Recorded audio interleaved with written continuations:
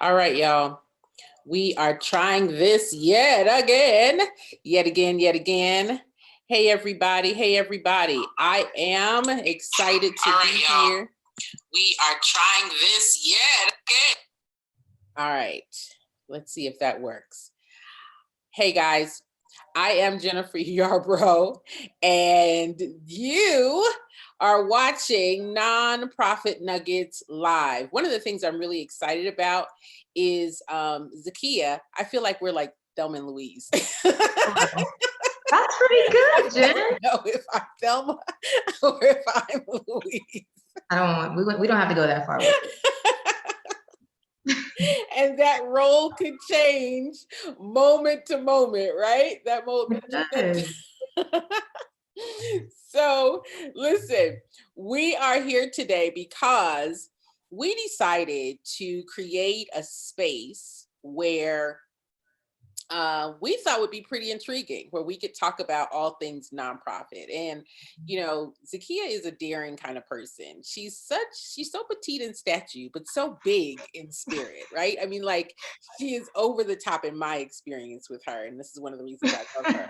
And so we are equally sharing this platform to share with you insights, nuggets, experiences, and real talk.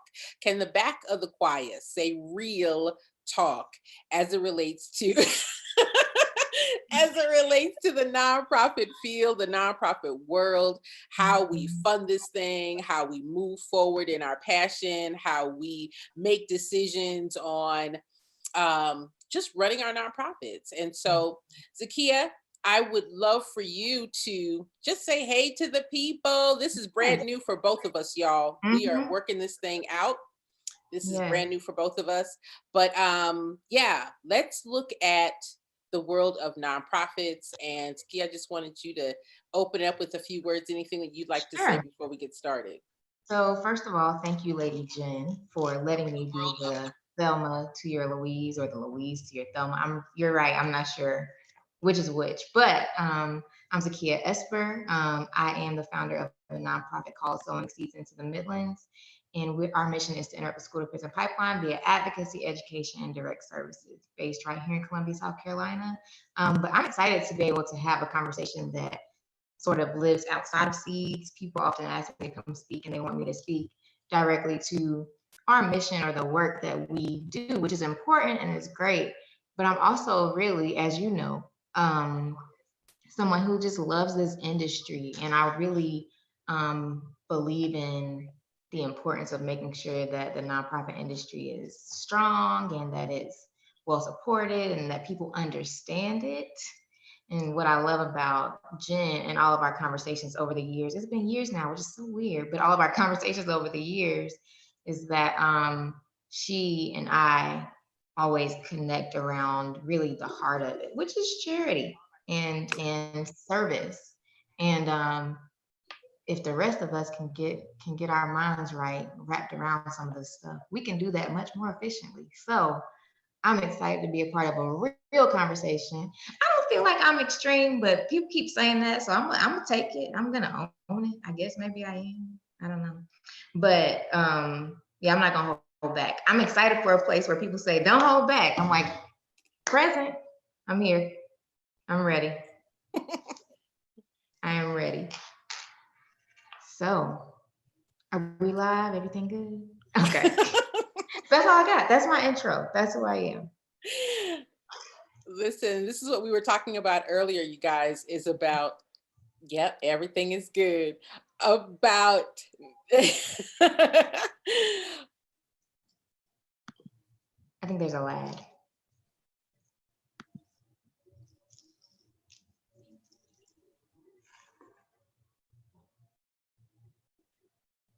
Yeah, there is a lag. There's a little lag. There's a little lag, but that's okay. We're going to press through. We're going to press through. All right, y'all, for the first real conversation that I think that we should have is about how do we start a nonprofit? How do we start, and how do we, and why do we start, right? Because I usually get the comments from people who say, Jen, I want help to start a nonprofit. I want help to start a nonprofit. And I have a different view on what start means. Start for me does not mean I have a piece of paper and I can go out and get a grant. Or I don't think it means I want to do great work. But that is where I struggle. And I just love different perspectives on, you started a nonprofit. I've started several businesses, but the nonprofit is usually where I work in. What do you think about when people say, I want to start a nonprofit? What do you think that means? I think what people have in mind is very different from what it actually means. When people say, I want to start a nonprofit, they are usually, in my experience, they are people who have a passion for working directly with whatever that target audience they have in mind is, which is really, it has so little to do with starting a nonprofit. Those people are usually people like, oh, I'm passionate about working with young girls, or I really want to save animals, or, all of these things. And I'm like, well, that's great. And I think, first of all, somebody's probably already doing it. But second,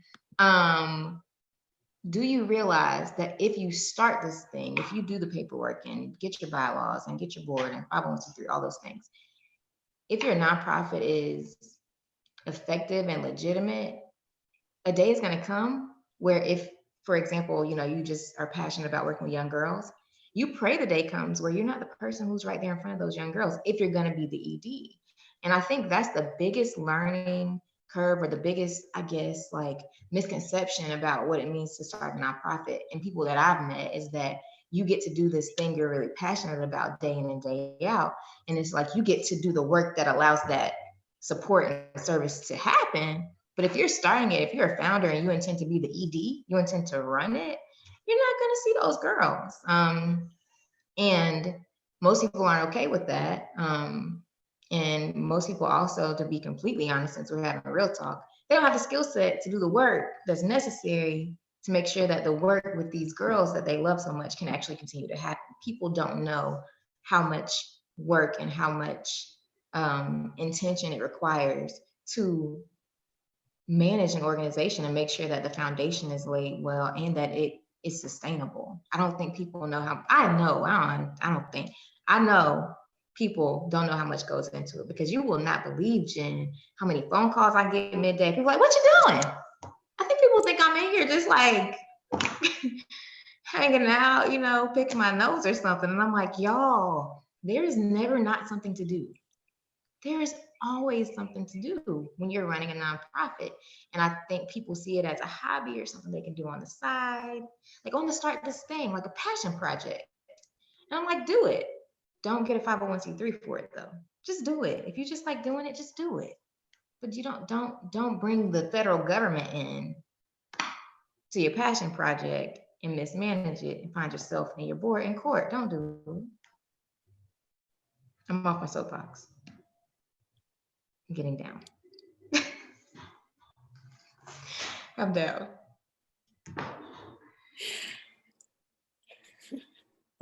Well, we love a good soapbox. We love a good soapbox. We love a good soapbox.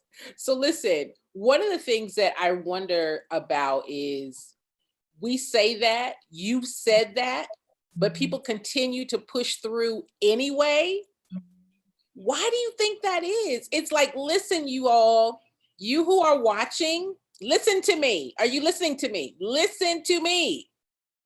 Not everyone has a darn business starting a nonprofit business. And I think that that's not to be discouraging. It's the truth. And I think that this is a space where we want to tell you all the truth. We want to shock you all into alertness to say, they told me not to start a nonprofit. Listen, don't do it. Do not. Stop, turn around, wrong road. Because like you're saying, Zakiya, it's a day-to-day job. If you're thinking that you're going to leave your nonprofit, you're going to leave your job and come and have fun and do the things that you're passionate about, that's not the reality. Right. That's not the reality. And not to discourage, but to discourage, this is why we're having this conversation, because I want you to know the day in the life of a nonprofit, the real day in the life of a nonprofit. Mhm. So you guys think I'm, old as Methuselah, and it's been so far removed. And I don't even think people really believe that I actually work in a nonprofit. I don't know what they think. But you, Zakiya, today, sitting in the house of the seeds, Here. getting up every day to go to work. What is it about the nonprofit that you think is so attractive Mhm. that people just say, I want to do that? I think a lot of people have a personal experience that is jarring sometimes, or traumatic, or impactful in a good way or a bad way, and they're like, I either one want to create that experience for other people, or two want to prevent other people from having that experience. I want to help. I want to give back, right? And I'll speak for myself. When I worked in the juvenile justice system for years, I did not want to start a nonprofit. That's not what I wanted to do. But I saw going into the courthouse day after day, week after week, month after month, that there was a huge and obvious gap in care services for the kids that I was serving in my community. And so I decided that this will be the way for me to provide that support that I was trying to provide from inside the system that I just couldn't. However, had I known a Jennifer Yarbrough who would have said, don't quit your job yet, dum dum. I'm not calling y'all dum dum, I'm calling me dum dum. I wouldn't have had those years of like hardship where I didn't have the funding. I didn't have the foundation. I didn't have the knowledge that I needed to make sure that what is now a sustainable organization could have been sustainable from the beginning if I had been strategic and intentional about my approach. I just jumped out there because it felt urgent. And so I think that's what happens with a lot of people, right? They're like, this is urgent. People need help.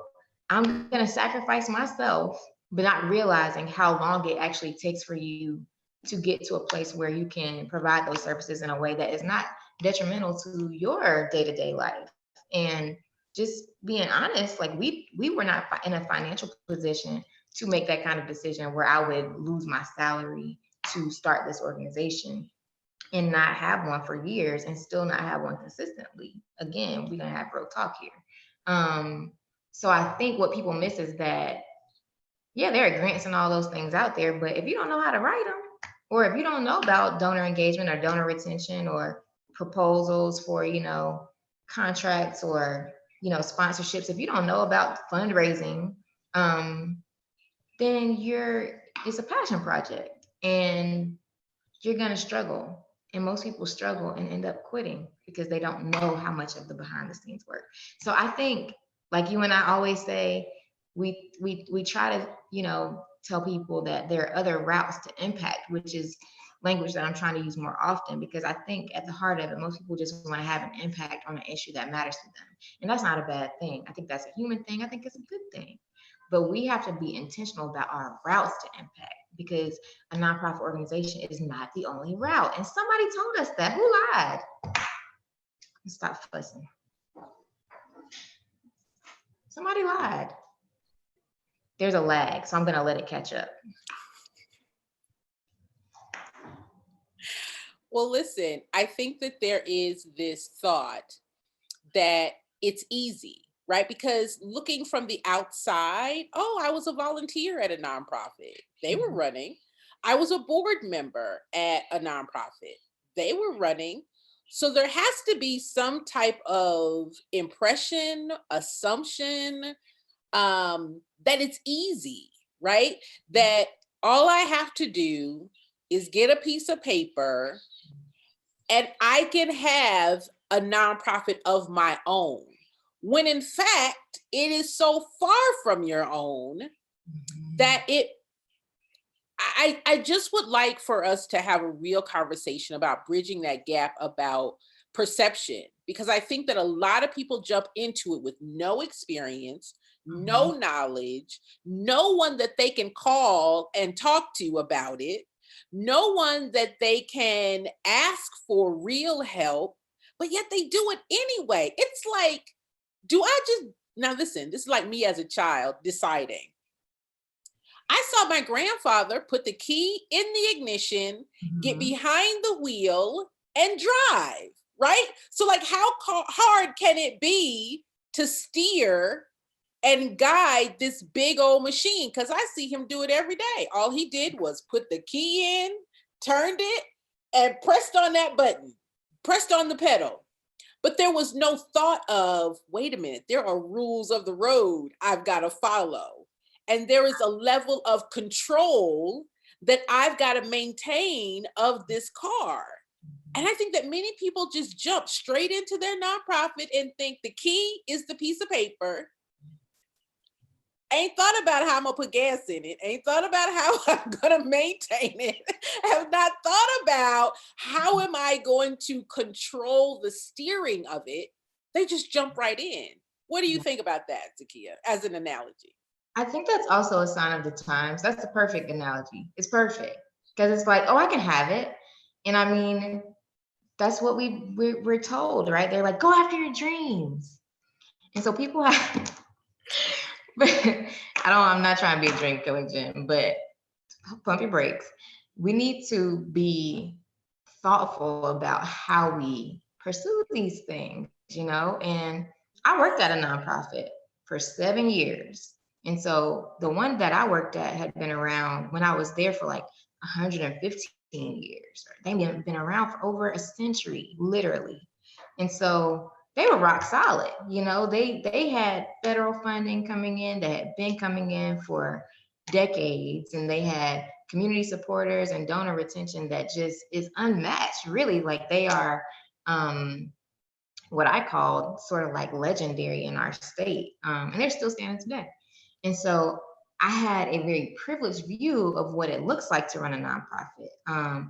I remember conversations about like maybe not having enough money for this or that, but it was always like, yeah, but like they're not gonna let us close because it's legendary. Like no, like the city that we were in, it's not gonna happen.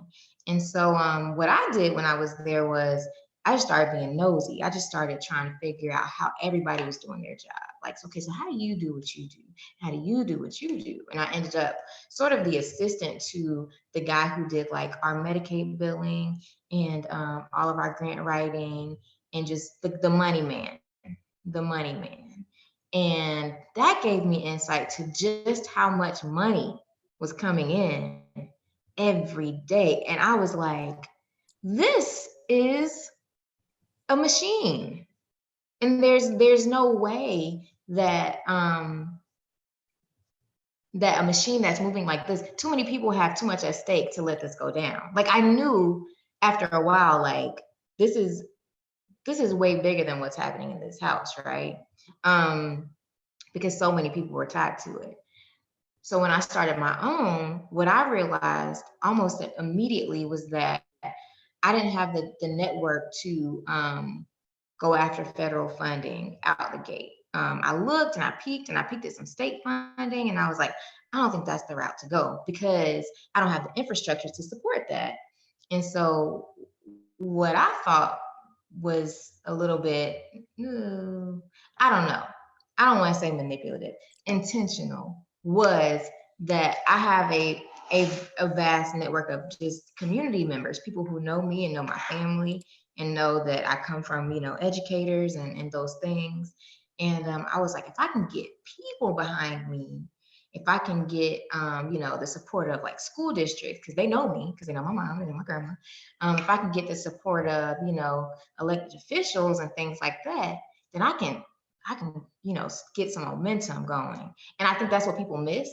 I don't think people take enough time to create a synergy around their work to bring people into the table. And I really don't know why that was almost instinctual for me. And that's not like a bragging thing. It's just true. It just made sense to me. I was like, I don't have the bandwidth to secure federal or state funding, but I know people and people like me and people trust me.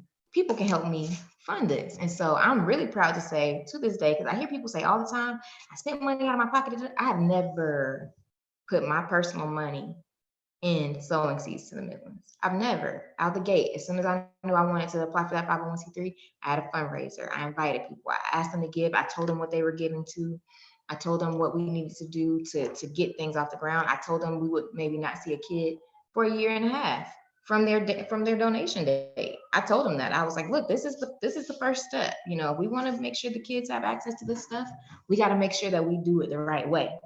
And people were like, I'm down. And they gave. And those people, some of those people from that was 2013, they still give, you know, and they got to see it grow from an idea to, you know, what we do here, as you know, Wow. Jen, now, every day. And so I think that is, and I'm trying to remember your question, but I think that's one of the things that people miss when they jump into it. They jump into it and they try to get it to a certain place by themselves without realizing, like you said, it's really not yours. So it's not your responsibility to do it by yourself. This is a community organization. This belongs to the community. And I believe that it's the community's responsibility to support it and make sure that it's stable and sustainable. And but they can't do that if you don't invite them in. And I've gotten better about that over the years. I was really good at it at first, and then I got caught up in the work, the programming, and you know, you drug me and keep dragging me. That's okay, I love you for it. But I've done a better job in more recent years, I think, of being intentional about donor engagement, which is a whole skill, Jen, that people don't know they need to have no intention of building. They just think they're gonna get grants. I was that girl, but then I realized I was like, oh no, that's not, you know, community foundation grants are easier for us to secure as an organization, but I think that's because we live in a small town. I live in South Carolina. And so the community organization is literally 7 minutes from here. Mhm. I know them. So I can run over there and talk to them and have coffee with them. And you live in bigger cities, these people who live in DC and New York and Chicago, that's California. That's hard. That's hard to I'm not saying it's impossible. I don't want to discourage, but I think it's different. Is that fair to say, Jen? The culture is just different. And I think it's true. And I also think it's true when you made the statement, I don't want to discourage, because this is not a conversation to discourage, while we might want to discourage some, but it is Mhm. just a very real conversation that the starting of the nonprofit, first, as you just said, there has to be some type of connection. You've got to have a network or a system of trust of people that are going to give of their time and their money. And I say all the time that I don't think that we take into account the people that are behind us. I don't think that we take into account or respect their decision to trust and entrust us with our vision and their money. Mhm. That if we decide that I want to start a whole business, I think that we owe it to them Mhm. as an entrusted investor, right? You're saying, I want you to give me your money. I want you to come and support me. I want you to share my posts, right? Because they get all mad because people don't share their posts. I want you to share my posts. I want you to do all of this stuff, right? Mhm. Mhm. Mhm. But are they confident in your ability to do what they are seeing, watching you do? And I just am like, do you take them into account? And I get it all the time. Most people don't even think about the people that are supporting them. They just think about, this is what I want to do and I want them to support me. And I'm like, are you crazy? Are you crazy? You know, I get the brow and then I have to do this and I have to say, okay, I've been, okay, I have calm been trying down. not to furrow my brow this whole conversation. I I'm so see ready for this. myself and I think, am I screaming? I think I'm screaming. Why am I screaming? Right? I've heard Because the scream. I've been screaming. this is not to discourage, but this is to say, frankly,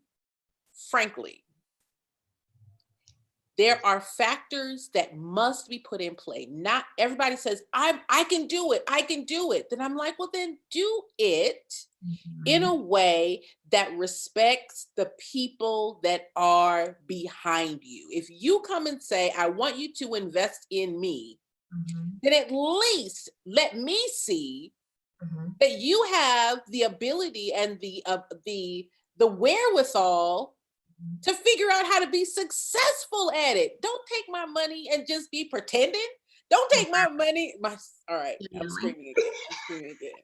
I'm screaming again. All right, all right, all right. I'm screaming again.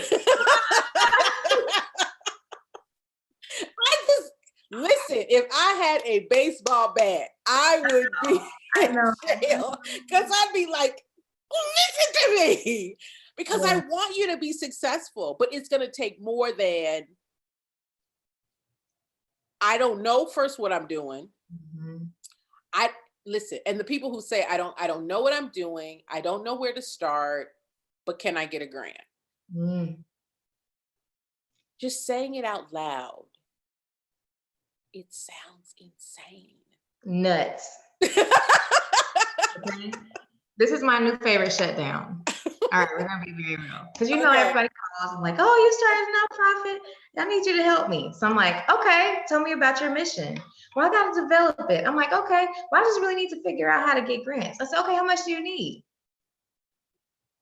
Huh? I said, no, I have a funder in mind. I have a funder. How much do you need? And they're like, oh, well, and I'm like, no, you don't need a funder. You don't need a grant. First, you need a freaking mission. Do Yeah. you know what you're gonna do? And if any, now we doing it because I know my vibe. Somebody else, and I mean this, and I'm not gonna say sorry. I mean it.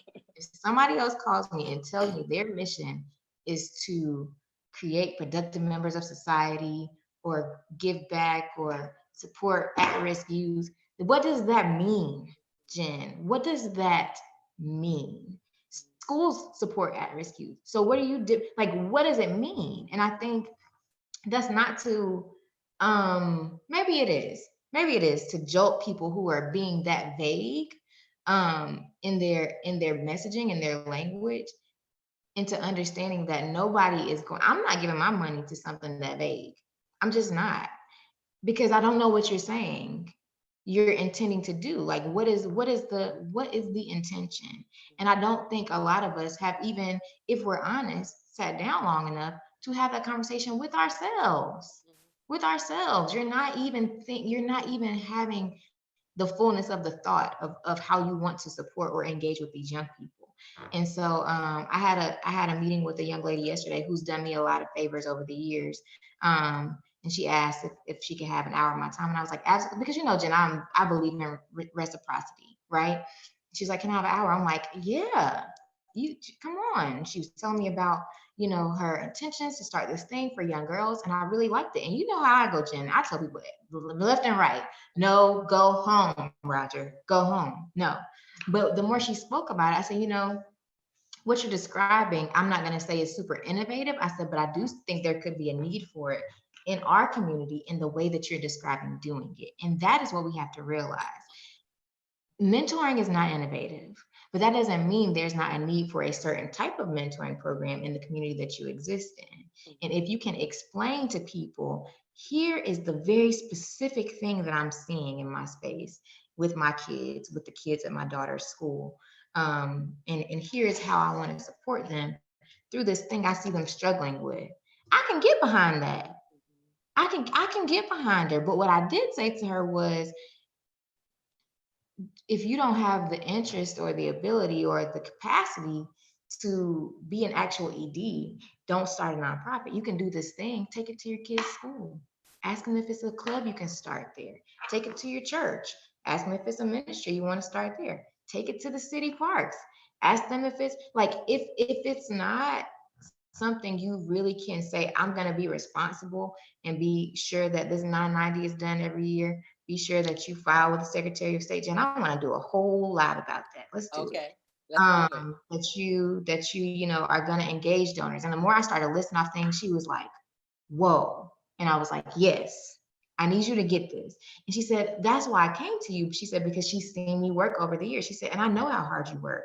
So I don't want to jump into it. She's a full-time hairstylist. She's like, I can't commit to not being behind my chair. That's my money. That's how I take care of my family. But I see this thing and I don't want to ignore this thing I feel and be pulled to support young people in this way. And I'm like, okay, then I want you to go to some trainings. I've referred her to you might see some engagement now here from her. I gave her all the info. Go to Together SC. If you live in a state that has an association of nonprofits, they do all types of gatherings and trainings. Go to those things and see if those are the types of spaces that you even want to engage and occupy. Those spaces are not fun for everybody. Like it's just, and I think what we miss is that, like, if you're not willing to really engage this industry in the ways that it kind of requires you to be engaged, this thing isn't gonna last. And I told her, I said, if you're a church going woman, I don't see why this can't be a ministry at your church, you know. And if she still wants to do it and is committed to actually doing it, I would support her. And I'm saying that only because I could hear like there was something really intentional in her conversation. But these people that come to me that just want to help kids tie ties, and like you say, Jen, I know book bag drives make you itch, and it's the tying ties for me, Jen. That drives me up the wall, because you can learn that on YouTube. Yeah. So like, dude, I don't need, people try to bring that here all the time. And I'm like, my kids got phones. They can learn how to tie on YouTube. If you want to spend some time with them though, doing what they want to do, come on, tie. No. And nobody better not bring me another box of ties. Listen, I said what I said. I hate ties, I hate backpacks, and I hate that I want to help everybody, because we can't. That's not our job. That's not our role. No. But again, guys, those of you who are listening to this on the replay, those of you who are joining us, please comment, please like and share and subscribe, because this is not the last conversation that Zakiya and I will have regarding this day in the life of a real nonprofit. Now, listen, this is like going to be the Netflix of nonprofit conversations, right? I think that we should, on demand, be able to have real, honest conversations. And listen, and for people who say that they want to do it, but don't want to listen to the truth about it, are going to fail. It's like sex ed. I know where babies come from, but I don't want to talk about, precautionary measures. I don't want to talk about having the real conversation. I want to have sex, but I don't want to have a child, but I don't want to sit through sex ed. Can we use the analogy of an STD instead of a child? Yes! You're going to contract something that you did not come here to get. I promise you. Don't get surprised when something starts blistering up and boiling over and leaking. That's okay. Good information. No, but that's good though. That's so good, because it's true. It's like people want abstinence only sex ed. They don't want comprehensive. And I'm like, no, we got to talk about what happens if we actually do it. Yeah. It's not all rainbows and butterflies. It's not always cute. It's just not always cute. But it is a work that I personally love. And I think that what makes me a little bipolar, because while, quite honestly, I think this is why I'm slightly bipolar. Those of you guys who follow me, one day it's like, oh my God, this is my passion. I love it. I love it. I love it. And then the next day is, I will kill you. I will enjoy life behind this nonprofit. Guys, it is work that it has been all consuming work. And I think that in some ways I've become so close to the behind the scenes that the people who don't want to go behind the scenes really are lost, like Dorothy in The Wizard of Oz. They think that this yellow brick road that leads to a grant is the magic road, and it's not. It's not. No. And who you have on the journey that is also equally as deceived as you, like the lion and the scarecrow, who just kind of follow along. You're bored, and your 3 people, your mother, your dog, your cat, that you happen to have on your board. I don't want to be disparaging, but it's the truth. It's true, Jen. We have seen it too many times. If I look at those bylaws, And I'm like, do y'all know this is public record? Like, do you realize that once you submit this, like anybody can look it up and see whatever's on here? Mhm. Anybody. Anybody. They know your mama name. Don't do that. It's not a good idea. It's just not smart. It's just not smart. You're right though, Jen. It is. And it's funny that you talk about the yellow brick road to the grant, because I said something to another person who hit me about grants and wanting to start a nonprofit. I said, you know what I think people don't realize? Once you get a grant, you have to report on that grant. Those funders want to report. And it's not a box checking. It is literally what did you do with our money? How did you make it work for you? Because now we got to make that work for us. They're working for somebody too. I'm like, y'all don't realize that? Like, they have to report that they gave it to the right people, because there has to be impact on the other end of it. It's like Biggie said, more money, more problems. You want the grant, but at the end of the day, you have to make sure that you, one, have the capacity to properly oversee those funds and report on those funds, not just in a financial report, but to be able to actually implement what you said you were going to do. One of the things that I didn't foresee was how hard a time I had initially. And I think we were together by the time this was happening, getting referrals from the state entities that actually have access to the kids that I wanted to support. Because it just never occurred to me that there would be a barrier there. I'm like, I know this is needed. I came from here. So if I do this, they don't be jumping all over me. I was banging down doors. They would not send me kids. I mean, you're sort of at the mercy of some people, and I think people don't realize that it's not all in your hands. Like, the first grant I wrote, I got out the gate. It was $5,000, and before I wrote it, I went and asked, you know the story, Mhm. for their blessing. I said, I'm gonna write this grant just for kids in this county who are on probation. Do I have your blessing? Meaning, will you send me the kids if I get the grant? Yeah, yeah, go for it. Do it, do it. I'm gonna tell you the truth, Jen. I don't think they thought I was gonna get it. Mhm. I don't think they thought I was gonna get it. And then I got it. And then they wouldn't send me the kids. They started setting up all these barriers and all these hoops, and you got to jump through this and you got to jump through that. And maybe I should have jumped through the hoops, but that's just not my nature to appease people when they're trying to flex. And so they wanted me to be like a volunteer, and I'm like, no, I'm a whole separate entity. Just with we're a source of services. Y'all could be a referral source. Like, this makes sense.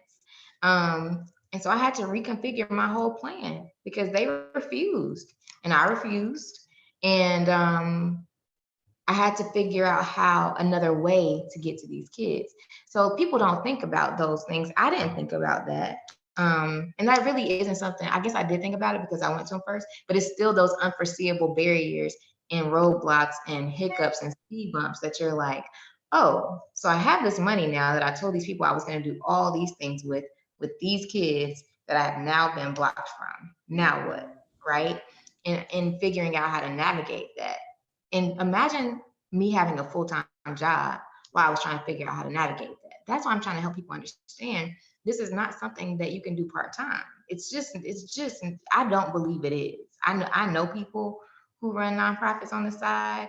But what I'll say to that is I think their capacity and their reach and their impact could be a lot more great if they were, obviously, if they were focused on it full time and just really giving it the support they needed. And at the end of the day, what I think is that some of us are just supposed to be founders and should hire an ED. Like, it's just not always, it's not always you're not supposed to sit in that top seat, even if you have the vision for it. And if it's really not about you, you should have a problem getting out of the way. Exactly. You should have listen. And Zakiya and I have had this conversation. I'm like, should I fire, the executive director? And it's like, oh, what? It's my organization. I'm like, actually, it's not. Actually, Nah. it's not your No. organization, right? And when we talk about what's mine in the organization, it is my responsibility to know how to lead it, to sustain it. That's mine. My responsibility to make those strategic decisions on how We're going to cooperate and collaborate with people in the community. It's my responsibility to figure out how to overcome the barriers, because it's not in the interest of the other organizations to do your work for you. They got their own work, right? So there, you know, the questions are, the things I get are, well, Jen, they won't help me. I'm like, You have to. when they owe you that? Where does that come from, right?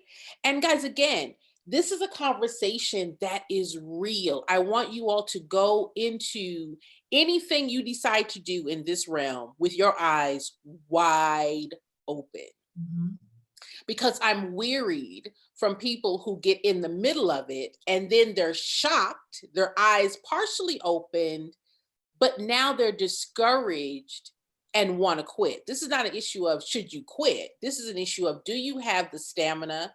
Do you have the intuitiveness? Do you have the support system that's going to help you to go all the way? And if no to any of that, then I'd say go have a seat. Go have a seat and think about, what do you need to put in place? And it's not a program. That doesn't come first.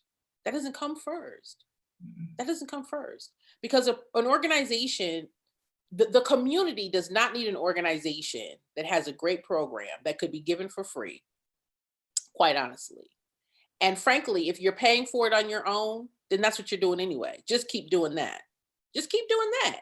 If you're paying for the whole thing out of your pocket, keep doing that. Keep doing that. Don't go get your 501c3. But if you decide, I'm going to bring the community in, I'm going to bring the federal government people in, I am going to make a decision to lead a public organization, then go into it with your eyes wide shut. Because you can go to all these trainings and you can go to all these workshops and conferences, and they will tell you, raise money, raise money, raise money, raise money. But what they don't tell you is that you got to account for that money. Yep. That's what they don't tell you. They don't tell you that the money is not yours. Now, you know, can I get paid for somebody else's money? You've got to account for that. You got to account for that. What are you doing? What are you doing? That's the thing, Jen. Sure, you, even if you know how to write a budget and know how to write a grant and know how, like, that's when, like, what's the program? What is the impact? What's justifying you getting a salary? Are you, especially if you're not working in it full time? And that happens. We see it. And I'm like, y'all do know, like, we see you at your other job. So how are you justifying? I don't know. And the truth is, going into a job, like with your previous nonprofit, everything was already laid. The foundation was laid, the policies, procedures were laid, the program was written, the board was already selected. So when you walked in the door, and that's with your job, your JOB, you walk in, they got an office, they give you the keys, there's somebody in HR that tells you what you can and what you cannot do. They'll point you to the bathrooms and the lunchroom, and they will tell you the parameters of your job. But you now, starting the nonprofit, have got to create those parameters for your board to walk into, for your volunteers to walk into, for your donors to walk into. That it's more than, I have an idea. And again, y'all, there is a whole disconnect. You know, we're going to have a conversation about race in the nonprofit. Can we have that conversation in our next slide? Can we have that conversation where we talk about, you know, I almost said something that was so inappropriate, but I'm going to say it anyway. Oh, look at Zakiya's like, I don't know. Go ahead. There is a whole conversation that needs to be had for our people, Black and people, everybody else. Black people. I'll say Black people. I will say Black people. Black people. All right. Black so there has to be a conversation between Black people that start nonprofits and our counterparts. Okay. Because in the world of the nonprofit, we represent less than 3% of leaders, right?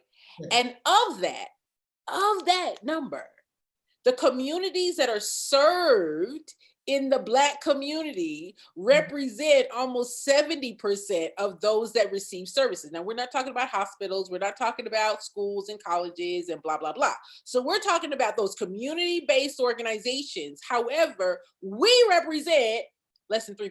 Why is that? Why is that? Why is that? We don't have time to start that today. What did you say? We don't have time to start that today. All right, so that's going to be our next conversation. That's gonna be good. We are going to have a very frank and honest conversation about perception and realities and what I know to be true. Money doesn't care who's holding it. Mm. Knowledge doesn't care whose head it's in. Mm-hmm. But that's a real conversation for us to have. That one's gonna be fiery. Can we just warn people? Let's just make a disclaimer. Jen and I love each other, and we love each other. Love. But we sometimes see this one a little different. That's not gonna be so good. It's gonna be so good because there's truth in the fullness of that conversation on both sides. The lens is just a little different. That's gonna be fun. That's gonna be fun, and we don't agree on all of it, and that's okay. This is a conversation where everyone has an opinion, and we welcome your opinion. And at the end of the day, we're all in this together. So we're going to be here to figure it out, to work it out together. I can't believe we've been on an hour already, Zakiya. But one thing that we do agree on, Jen, is that Black people have a right to be in and excel in this industry, period. Like, and that's really the bottom line. I do think it's going to be fun to get into the weeds of the conversation about like why we do and why we don't and all of that. But I don't believe in anything. I think it's Shane Kinlock, a friend of mine who works at Together SC, the South Carolina Association of Nonprofits. She says, nothing for us without us. And I love that because how can you build this thing to support these people that and then there's none of us in the organization? Yeah. Crazy and backwards. That's going to lead to a third conversation around how I, as a Black person, am working so tirelessly to help Black leaders, but the people who see me will take my information and then go to a white person or another counterpart and trust what they say over what I say with all of my pedigree, and I got more experience than many of them. So if there is a race conversation or I don't know if race is the right word. It is. Is that the right word? There is a conversation to be had around leadership, around access to money, and around who is it that we go to as help for help. Yeah, you got more experience in your baby toe than those people. Listen, I have forgotten more than I have remembered. At this point in my life, I have forgotten more than I remember until we're having a conversation. And it's like, wait a minute, I know that. I know that. It happens all the time. It happens. We're talking all the time, and I'm like, duh, Jen, you know everything. Like, I really do feel like there isn't anything in this industry, and I can say that. I mean, you've been with me now. So this is 3 years, and there's nothing I faced as we've grown and built, and that you haven't been able to share some level of expertise on, and I appreciate it. I think what is just huge for me is that I looked for a Black woman. I looked because I was like, I know what it means to be a Black woman in other industries. I know how it feels to just navigate society as a Black woman. So I need somebody with my lens who will be able to help me understand what it's going to take for me to not just be a competitor or legitimized or any of that, but really to sort of be clear for myself about what it is that I'm doing it the right way. Because I am just, as an individual, I'm speaking for myself right now. I'm not somebody who is concerned with the white gaze. I'm not here to appease them or to assimilate or to conform to their expectations, not in this industry, not in my home, not period. So I didn't want a white person, and no offense to white people, I think they have great knowledge, all those things, but I didn't want a white person from their lens of what it means to be legitimate, who has no idea what it means to serve kids in our community, to teach me how to move in this industry. because I could, by proxy or by accident, or just because that's their lens, end up assimilating. Not because that's my intention, but somebody who taught me, that's all they can give me is what they know. I was like, no, no, no, no, no. So I told you when I met you, I had been looking for you. I had been searching. And when I found you, I was like, got her. She knows the things that I need to know. I need to crack her brain open and get all of it. And she is, and you have, and continue to just pour and pour. And I'm grateful. I'm honored that you think I'm worthy of sitting beside you talking about this stuff. Because some days I still feel like I'm like, maybe I don't get it. And I think that's also an important thing for us to point out too, Jen, is that some of the most successful nonprofit leaders still feel day to day like they're struggling, still trying to figure it out. I don't know that people, even if you're doing well, like people need to know that like there's a bit of um there's a hustle that comes with it. And so you know, it's not a business like a for-profit business where, you know, you bring in revenue and you make money and then you can just like live in, but no, you're always going after the next grant. You're always going to have to be engaging donors. You're always, always, always. And always building relationships and looking at new partnerships and maybe thinking about closing old ones out. Like this, the work never stops. And those are the things that people, I don't think anybody's telling people. Nobody told me until I met you. By then it was too late. I was in too deep. Yeah. And it's very much like a for profit in terms of always having to make your product available, always having to meet the needs and satisfy your customer. Our customer is our community, our customer is our donor, our product is our program and our impact. So the always work comes with business. The always work and being prepared and ready to serve is in all areas of business. And so, listen, y'all, we had so much to talk about, and I am super excited that Nonprofit Nuggets Live has launched our very first live. You guys, I am so honored. You know, Zakiya and I, we have real conversations. We cry together. She knows my, you know, she knows my crazy, and she respects me anyway. But I am excited to be able to launch this because I think that she brings a very unique perspective of someone who is in that millennial range of age group. And I being, you know, not that much older, but of a certain age where I have a different viewpoint in many ways and in many times. And so I think that we can drop nuggets from both perspectives and really meet people in a place where they can hear and know that our heart is pure in wanting to help people be successful in this realm. Nowhere am I saying for those of you who are intentional starting a nonprofit that you should not, because I believe that our work is so important. Our work is so relevant, which is what I work morning, noon, and night to make sure that those who are impactful have what they needed to be successful. But at the end of the day, there's 82% of you, there's 82% of people, I won't say you, there's 82% of people that have no ding dang dong business. None. Zero. Zilch. Serious, I'm sorry. Running a nonprofit.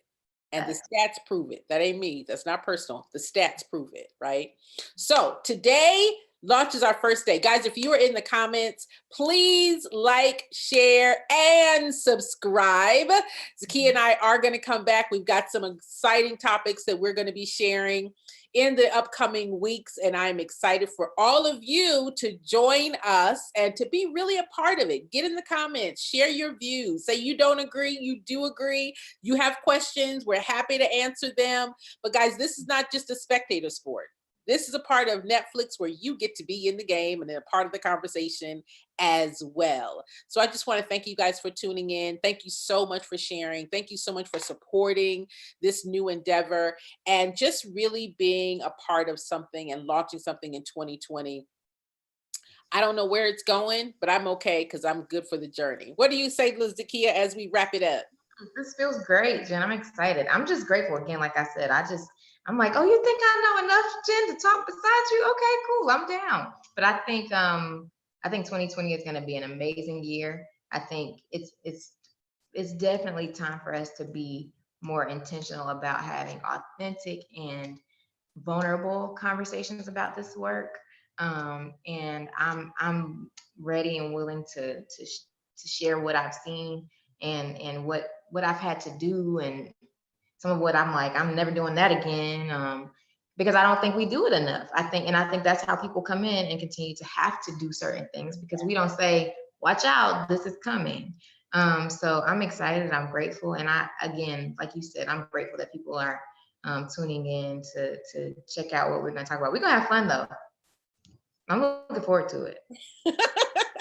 When Zakiya starts talking real honest, I'm gonna go like this, and when I do, she's gonna be like, ah. But it's gonna be from all love, guys. Our heart, our intention is to share our experience, our passion to help you be successful in this nonprofit realm. We're not sugarcoating. We're not glazing over. We just want to give you the real deal so that you can make a real deal decision on how you serve your community, how you serve your donors, and more importantly, how you achieve and aspire to great, impactful work. All right. It's more than the work, it's behind the scenes that we're going to go into, and we're dropping nuggets every step of the way. We will see you guys in the near future. We're not going to say when yet because we still got to work that out, but it's going to be coming soon.